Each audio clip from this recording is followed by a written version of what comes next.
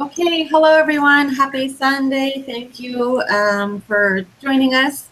I am talking today with professional midwife Lynn Arnold here in El Paso of the retreat. She's actually joining us from Milwaukee, I think. You can correct me. I'm going to go ahead and just jump on in. If you guys have questions, you can ask them live. I'll be checking that screen and I will relay them to her. Okay, so Lynn, tell us about you. What is your background? How long have you been a midwife? And what is your experience with breech deliveries? Gosh, I've been a midwife for a very long time, since 1975. I trained under a physician in California for 3.5 years doing 90 births a month. Included all kinds of births and lots of breeches. So it's been many years of working like this. Okay. So for those who aren't really familiar with it, we've probably heard this word breech. But what exactly is breech, and what are the different presentations of it?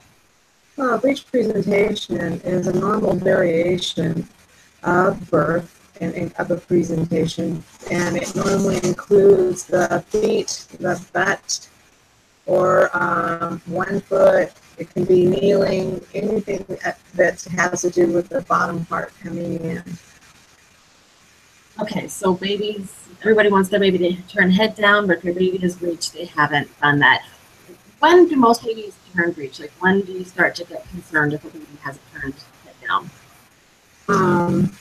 I'm having a little difficult time hearing you right this second. I'm going to turn my volume up a little. Okay.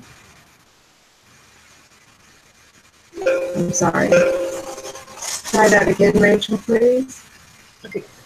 So at what point in a pregnancy do you usually want to see a baby turn head down? Like, at what point, if the baby is still butt down and breech, do you maybe start to get a little concerned? Well, first off, normally it's a size per space ratio thing. So the smaller the baby is, the more amniotic fluid and space it has, the easier it can turn. And so that's relative to each pregnancy. But generally, you see the baby move to a head down position in a normal pregnancy about 28 to 32 weeks. If it's a second time mammogram, it could be a little bit later than that because her uterus is stretched previously. And so it just depends on the lady, but it's not something that I'm terribly concerned about.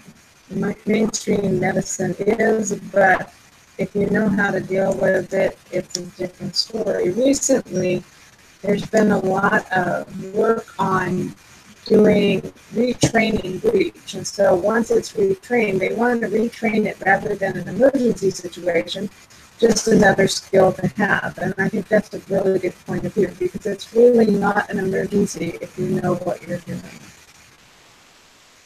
Okay, so what are the biggest concerns that providers have? And are they different with the different presentations? What are the things that can go wrong, or what are the dangers? Well, there's a lot of things that can go wrong. But again, if you've got the appropriate provider, there's things to do. So, for example, with a breech delivery, you've got a higher incidence of cord prolapse. That's the first thing that becomes an issue. Therefore, you want to make sure that the bag stays intact as absolutely as long as possible. The reason that happens is because the feet and the breech itself are smaller than the head, and the cord is kind of sitting in the lap of the breech, if you will. And so what happens is if the water breaks, it's entirely possible for that cord to wash down. And so with cord prolapse, that creates a different emergency situation. Not like breech, that's just a normal variation. Cord prolapse is an emergency situation. So anytime the cord prolapses, you've got the potential of asphyxia and death if it's not handled appropriately, because you've cut off the baby's oxygen supply. Okay, so I just want to go quickly over cord prolapse is when the cord will slip down beneath the baby's body, and then as the baby comes down, they can crush the cord, and of course, the cord is where it gets all of their oxygen from, so that's why that is an emergency. Correct. Okay, so cord prolapse is the biggest one. Are there other issues? The other thing that happens a lot is that the women have an urge to push before they have complete dilation.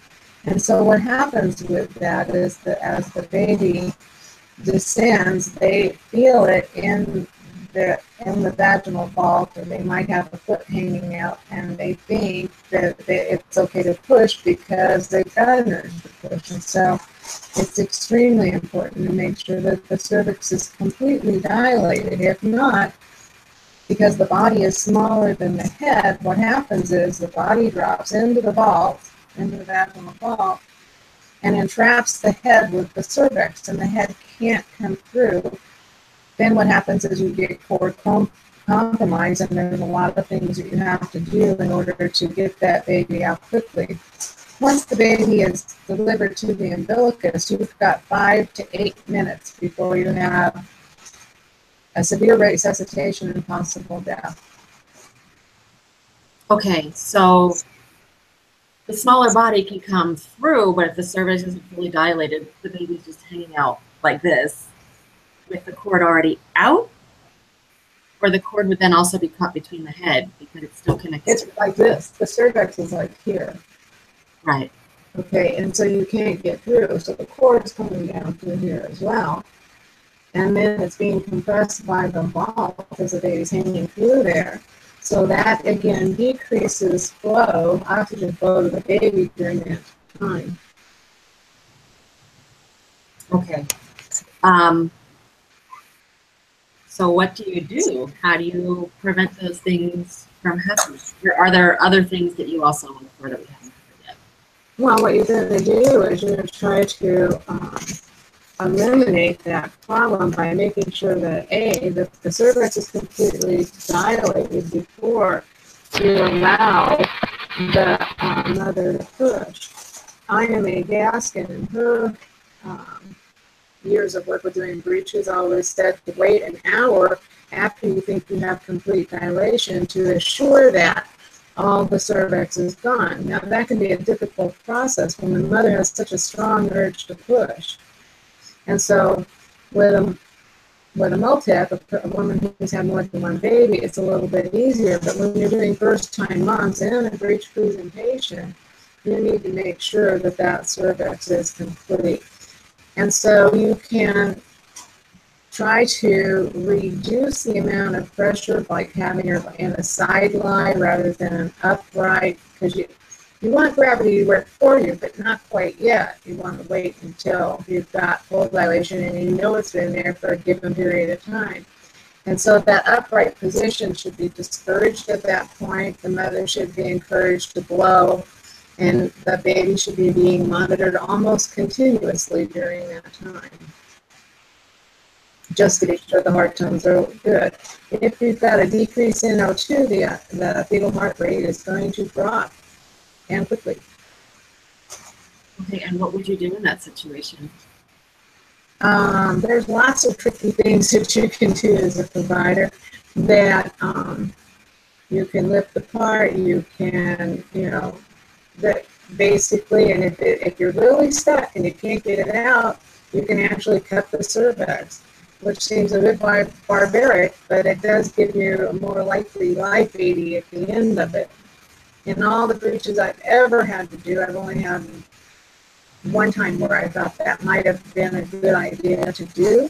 However, it wasn't my client, and I walked in with the lady with her baby out to its armpits. And so that one would have been one that I should have done that on. But I was young and didn't know what to do then. Today, I wouldn't hesitate. To cut her cervix to get the baby out. Oh yeah. Oh, absolutely. Okay. And I'm sorry, tell me, how many breech births have you done? You know, I think it's somewhere between 100 and 200 probably. So I'm very comfortable with breech.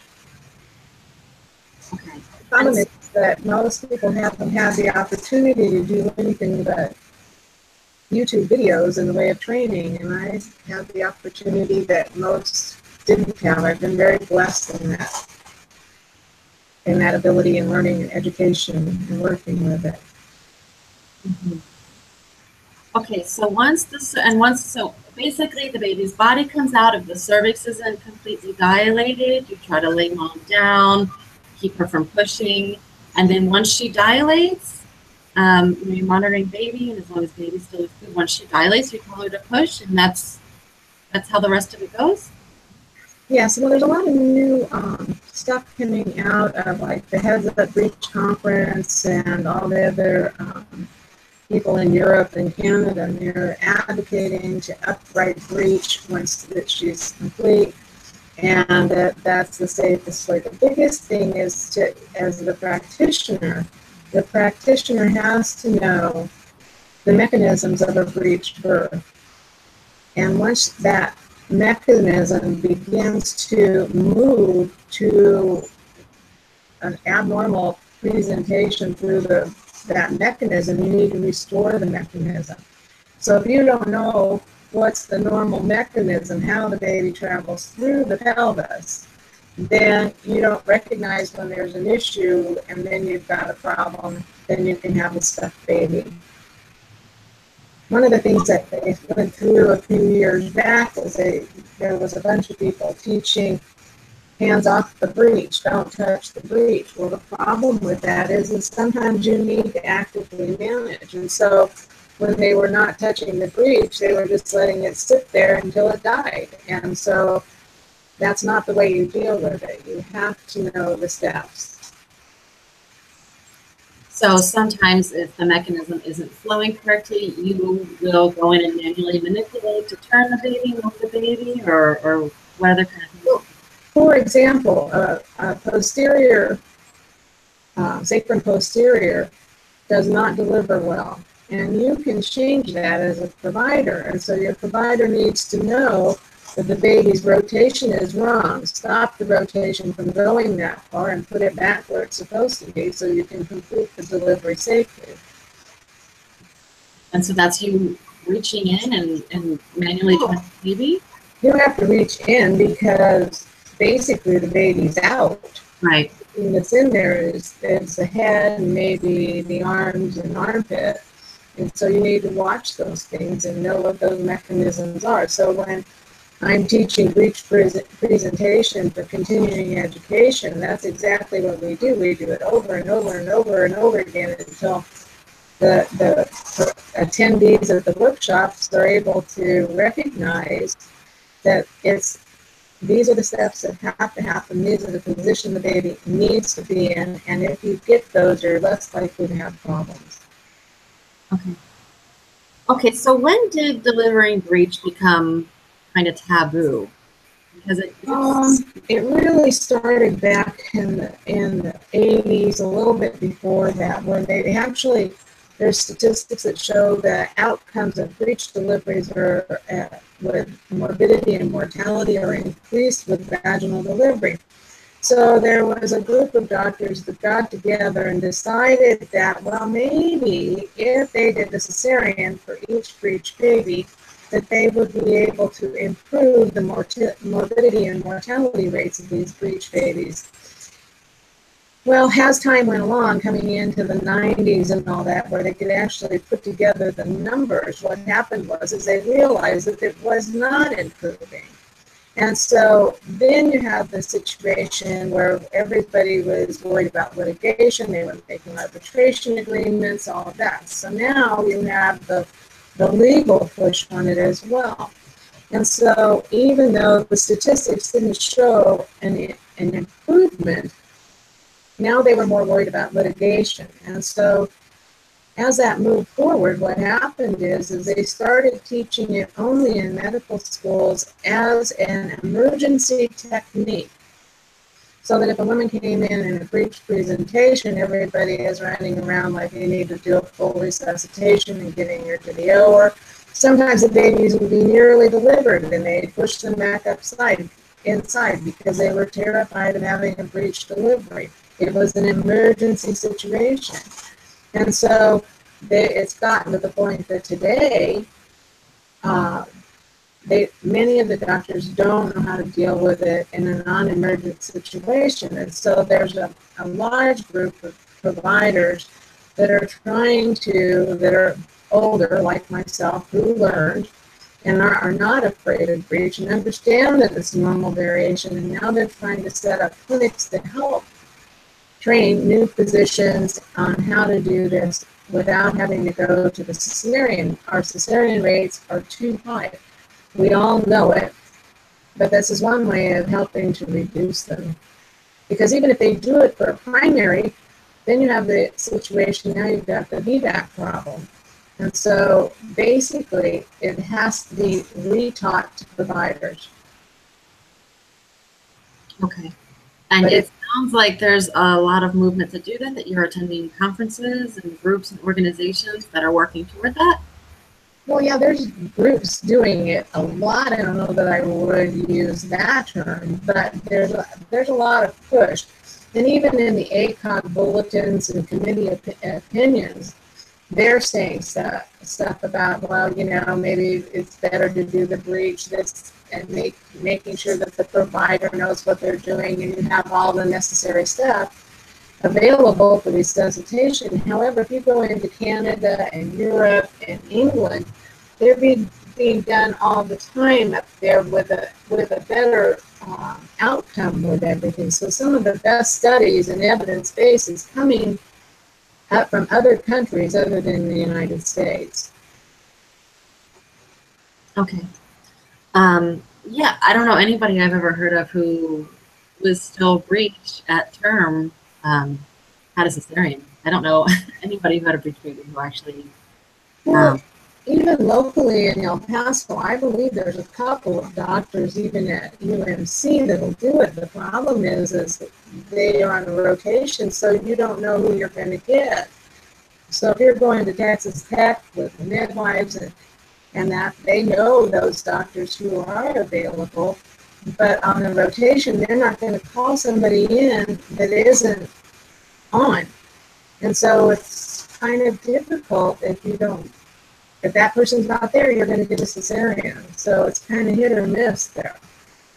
That's very, it's a very anxiety-provoking situation for a mother to be in, to not know whether she's going to be able to have a natural or a vaginal birth, or just depending on who's on.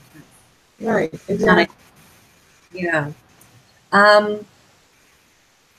So I guess we kind of already went over, what do you do differently when you have a woman who's probably going to deliver breech, her baby is breech? I imagine like you sit down with her and you brief her on all these different things, so she kind of gets some coaching beforehand. Well, you know, one of the things that happens with the physicians in that, they pretty much quit palpating. They don't care what position the baby's in because they can do a cesarean right off. And most of us as midwives we do palpation all the way through. We're not doing a sono to check for position and size and how it looks. We're using our hands and our knowledge base. And so we follow the position of the baby. And so early on, if indeed the lady is, say, on her second baby and she's 32 weeks and she's breech, we normally just start with the breech tilt, and or the slant board, it's also called, and where the lady inverts with her head down and her bottom up, and she does this exercise a few times a day and see if we can get it to turn around gently back there. If the baby hasn't turned by the time it gets to, say, 36, 37 weeks, you can think about doing an external cephalic version, which means that you're going to rotate the baby manually through the abdomen, over the abdomen, and move it into the correct position. it's often a good idea to get an ultrasound beforehand, because like sometimes if the cord is around the neck and that's what's preventing it from going over, if you start diversion, the first thing that's going to happen is those fetal heart tones are going to drop. And so if you look at the cord around the neck by ultrasound, you kind of go, well, never mind, I don't think we're going to try that. This baby needs to come out breech. And so in my case and in my clientele base, you know, I'm fine with that. I mean, I like doing breeches. To me, they're fun. It's a challenge that I enjoy. However, if like the other midwives in that need help, I'm trying to encourage them to come to El Paso and bring them there and let me help them learn how to do it. And so we start talking to the client about it as well. I have a full informed consent that includes a full video presentation of what breech is, why it happens, what the risks are to the baby, some of the things to expect, how the labor is different, how the delivery is different, and how can they prepare themselves for it, and show them lots of breech delivery so that they know what to expect. One of the things I think that is absolutely important is having a very good doula at the same time to work with them, because once that pushing urge gets that strong, it's very difficult to control. And so the doula is a very good resource in this particular situation. If I don't have somebody like that that knows what they're doing, then I actually do the labor support with her through that time, not somebody else. It's actually me doing all of that. And so then we go forward with the delivery. And of course, they're cautioned as to how the labor is different. The labor is very different in a breech delivery. It's not the same as a head down. All the women that have had a head down baby, a vertex presentation, then had a breech baby, they like their breech deliveries better because they're easier. And so they are easier. Why is that? Just because the whole body's out by the time they have to push the head, or?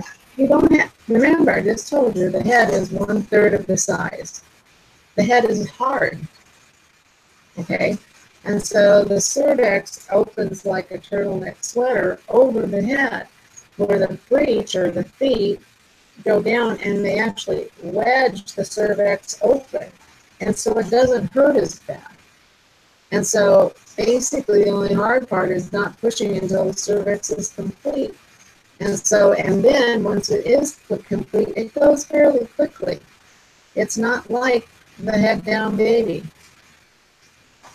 It's a very quiet labor. Oh, wow. That's really interesting. I wouldn't have guessed that.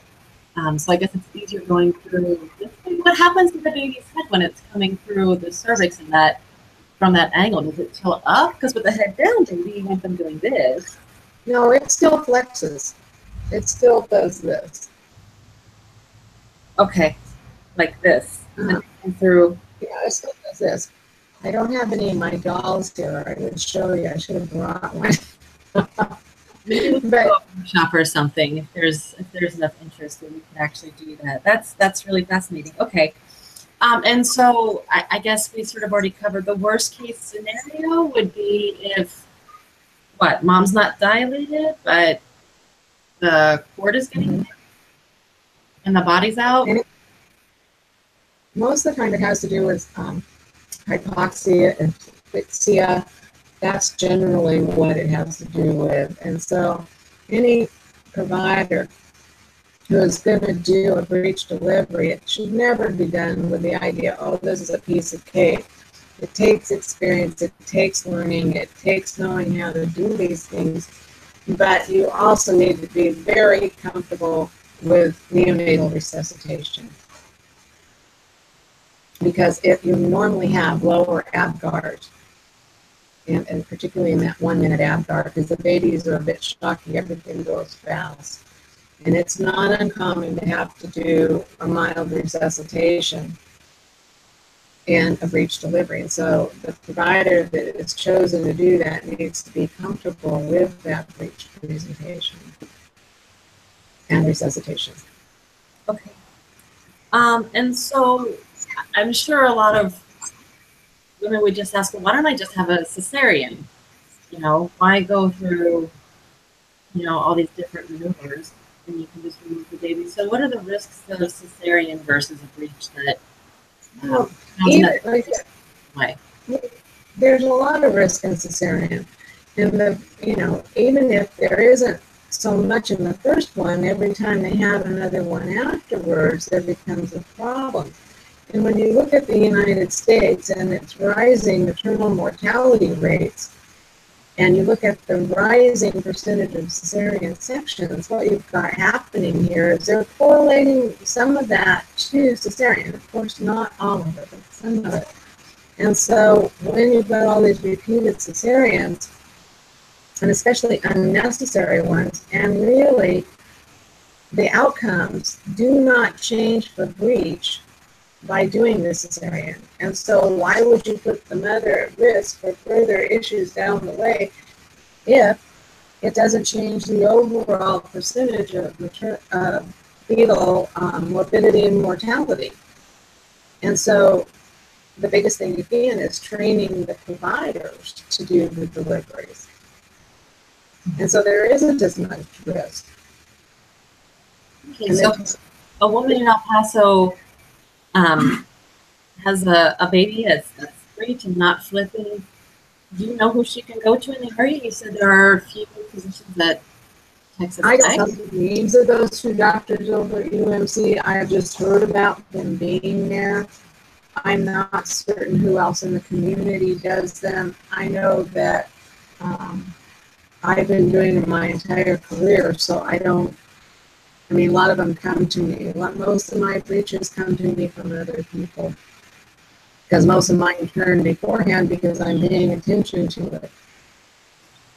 Okay. Do you know of any other midwives, or is it pretty much you? Not that I would recommend for it, no. There's been some outcomes that probably could have been better if they'd been better trained. Okay. And so if a mother has a breech baby, obviously she can come to you at the retreat. Where else could she get support, or are there any national networks that women might want to know about? I know that there is a lot of people out there that are talking about it through the other groups, such as, what is that? No, I can't think of them just this minute, but there's lots of conferences coming up every year about it for providers and the birthing women. There's lots of resources online, looking at it there on the online resources. What is that one? Mammopotamus. If you just Google breech deliveries and that, they'll come up. And you can go into YouTube's and watch them over there. But, more than not, there really isn't really a support group. Like, say, for example, VBACs have ICANN, but there's not really anything for breech that I know of. Well, I will maybe get some resources and just for information at least, and post them on the event page. Is there anything else you wanted to add, Lynn? No, I just feel like, though, that women need to be informed. One of the things that I feel is the biggest issue is that we've now got, since 1985, we've got several generations of women who believe that breech is an emergency, that it has to be delivered by cesarean, that, the baby's going to die. They've been scared into the cesarean route. If you know what you're doing, I think you can have a very safe vaginal breech birth. And I think that's really, really important. And one of the things that we haven't mentioned is that the breech baby is different than the birth text baby. Some of the research that came out, was a conference, the Heads Up conference, and there's a woman who runs a blog I think it's called Stand and Deliver, and she has a whole lot of information on that site. And she talks about why it's there, alternative methods for converting the breech to a vertex.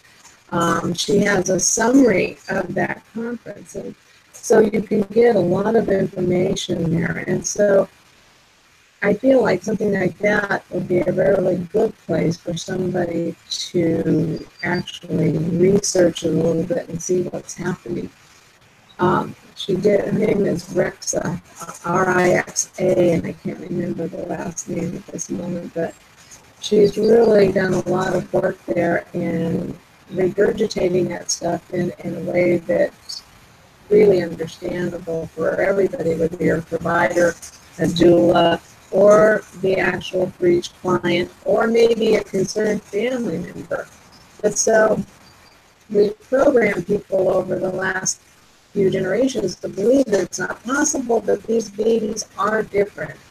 And one of the things is that when you actually look at the statistics about breeches, then you have the issue of preterm.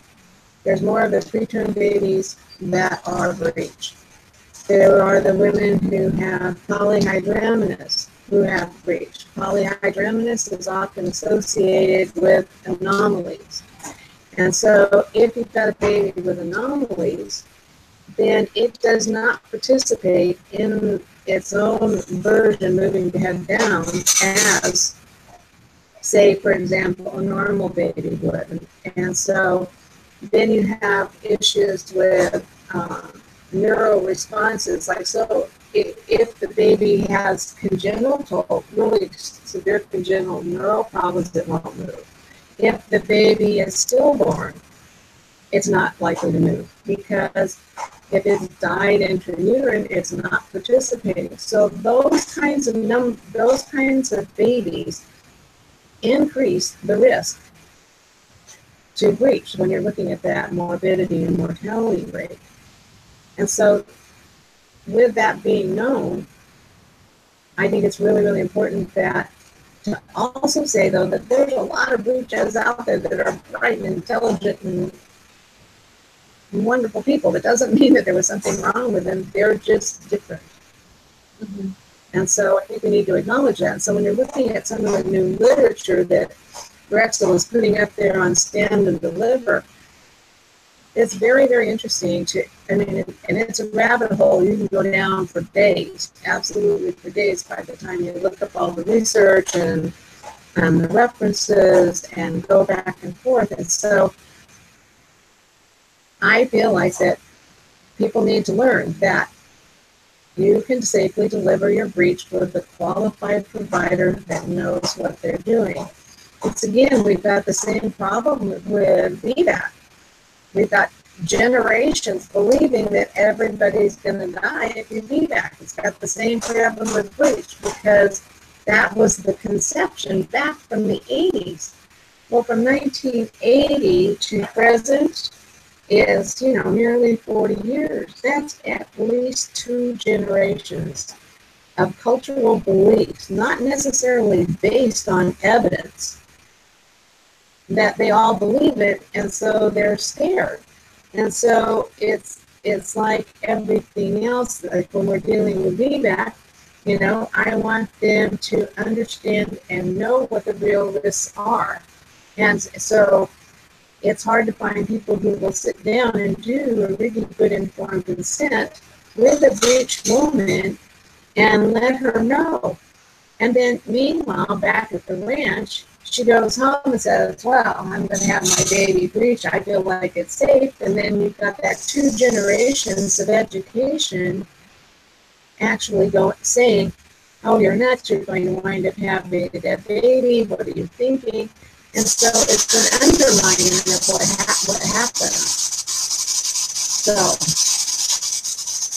So yeah, it's a difficult decision to make, and you have to be strong in that decision. So. Okay. Well, this is super informative. I learned a lot. It'd be great to continue the conversation about breech in the future, and I'll do a little research and I'll find those pages that you talked about, and I will put those up on the event page for anybody who's interested in learning more. And Lynn, thank you so much for taking the time. I appreciate it. No problem. I enjoyed it. Thank you. Anytime. Wonderful. Okay. Bye, everyone. See you next month.